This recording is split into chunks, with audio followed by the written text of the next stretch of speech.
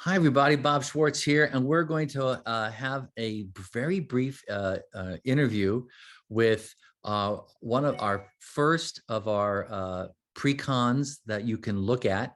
I'm here with Kristen Miller and Rachel Michelson, and their topic is using energy psychology to address developmental trauma, tools for self and co-regulation. How you doing, folks? Great. So perhaps the first thing I might want to ask you guys is, what is the main challenge, do you think, for practitioners in dealing with this issue that you're planning on teaching them at the conference? Great question, Bob. So, what we're really interested in is helping people who work with clients who have had early childhood traumas, abuse, neglect, and also lack of parental or caregiver attunement. And those people who, over a long period of time from early childhood, had multiple consistent traumas that had impact on them. When they come into therapy, they have all kinds of symptoms, and they may have these traumas that you want to jump in and clear the traumas, but until they are able to regulate themselves, and when they get re-stimulated, that they don't just go into a really difficult place of dysregulation, we don't want to go into those traumas. So we have all these techniques that we use with our clients to help them learn to regulate. We co-regulate with them, and we teach them how to regulate themselves so that when we start going into clearing the traumas, they already are regulated. And that's really the goal here, is to teach how do you identify those states of dysregulation, and then what different techniques do you use to help regulate. That's great. So it sounds to me like what you're saying is one of the potential mistakes that somebody could make. They've learned energy psychology, they've learned tapping, they're all excited. Why don't you go tap on that? And the tendency might be, because with other traumas, it might be easy, just go tap on that. If it's gone. Not so fast with this population. You really can get in trouble if you do that. Great. And so that would be an important thing for people to learn. Absolutely. Awesome.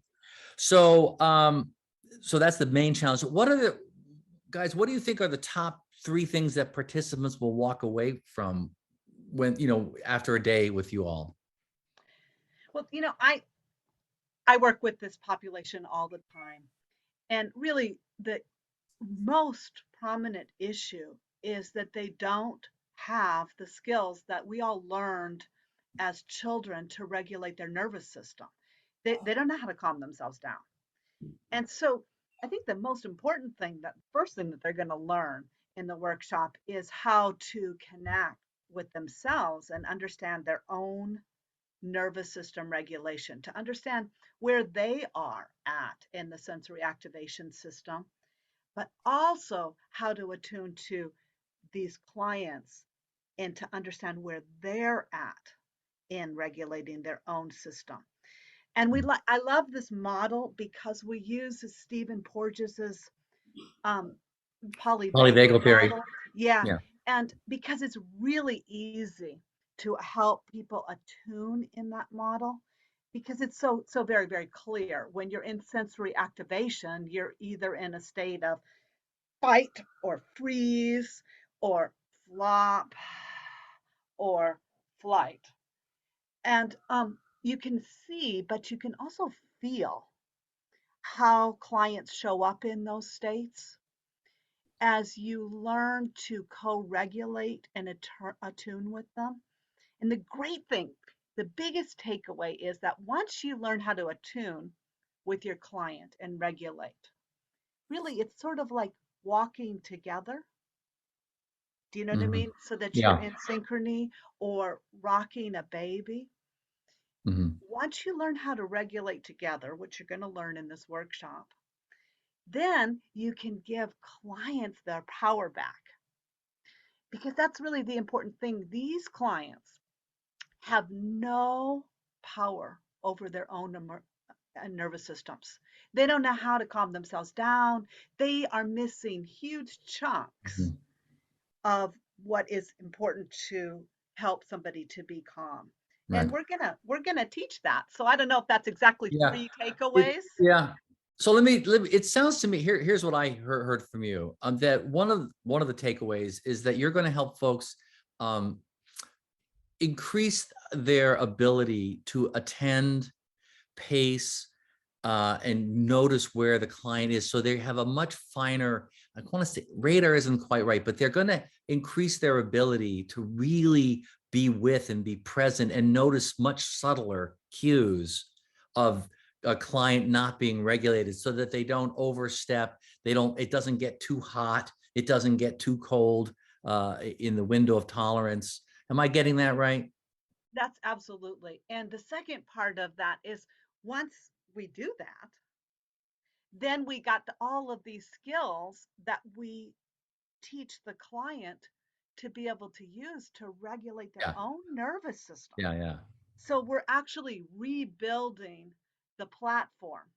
So Yeah. then, if we want to do something like a full EFT session on a big trauma, the client already has mastery over their system. Excellent. So I wonder if you guys have, I was trying to think of really great questions that capture stuff. So I think the question is, do you have a story, an example that really captures the essence of why this training matters?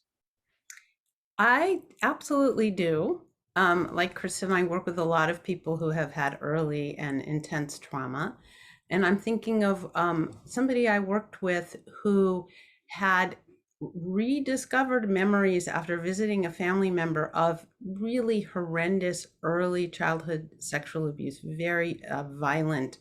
Um, and uh, and there were flashbacks and not sleeping and ended up in the hospital. Mm. And I Yeah. saw this person on discharge. Now, not every case has to be this extreme for this stuff to be really useful, but it was 6 months of just teaching her, co-regulating with her in session and encouraging her to regulate herself when she was having flashbacks between sessions. And she was really able to do that. And after about 6 months, we were then could go back and start talking about what happened.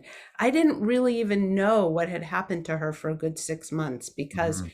it was so overstimulating to talk about it. But she ended up, I mean, it was amazing because, of course, the hospital put her on way too much medication. And so eventually she's completely medication free. She did the work. She was, ending up in a really good place. And I haven't heard, I've gotten one like check-in high note from her in the last like year and a half. So she's doing really well. And it was really about teaching her those skills she never learned. And she was someone who had this one horrible thing and then multiple other types of sexual abuse by babysitters and by Yeah. dates and stuff like Yeah. that. So it was like it was pretty amazing to do Yeah. that. But I just say, like, I'm working with someone right now who had even worse thing happen to her at an early age, and we can hardly do more than a minute of an exercise without her getting, like, I have her do 30 seconds because Yeah. once she starts to calm down, it's too much. So you have to be really adaptive with people, but know what you're dealing with and not push them, because I don't want to send her to the hospital. Right. Right. So this really is about how to use these approaches in a longer term format. Not everything is 3 sessions and done. Although everybody, that's not the way it is in the real world, especially No. with people who've had really, again, early, and deep wounds. So great, cool. So the last thing, because we're running out of time, was there any sense that you could give us like an exercise or something that might give people a felt sense of what what you're going to do in the workshop? Yeah, yeah. I love this one. We Okay. do this all the time, and this is really about the beginning phase of befriending our nervous system and helping our clients befriend our nervous system. So do this with me. I'm going to scoot back just a little bit. Put one hand on top of the other at the center of your sternum, maybe just a little bit lower than the midpoint. Okay. And then I just want you to just press in a little bit.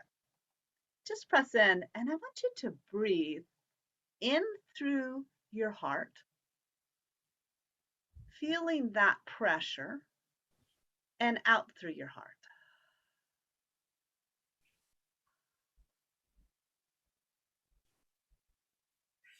And just seeing if we can all breathe together, in through our heart and out through our heart.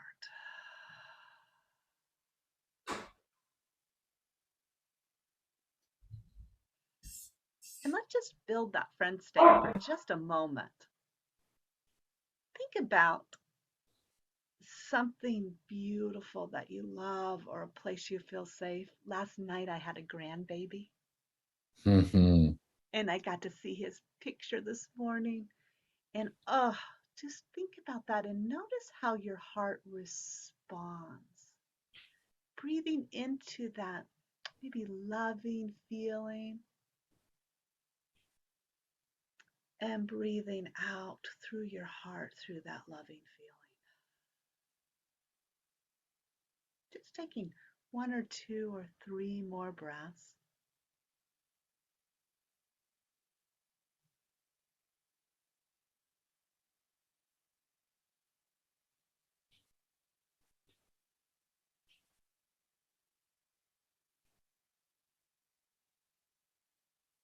And really, this is where we begin. This is where we begin. This is where the workshop's going to begin. But this is where we begin with these clients who have such complex trauma, oftentimes at such early ages. We begin by befriending the nervous system, befriending the self. And then we can do this. We can breathe with them. We can co-regulate with them. We can actually breathe in and Mhm. out with our clients and pace with them. Yeah. You And know, we're going to do this in 1,000 different ways, yeah. probably not 1,000 in Yeah. the No. workshop. You know, as I'm going through this with you, what comes to mind is something from I've done over the years and in different formats, but this idea of before you go into you need it's phase one work. You need to build a resourceful state before you start doing the the memory work, the difficult work, especially for people who have deficits in getting into positive states. It's part of excellence as a trauma therapist is knowing how to prioritize building positive states. And that's what I see you doing with this.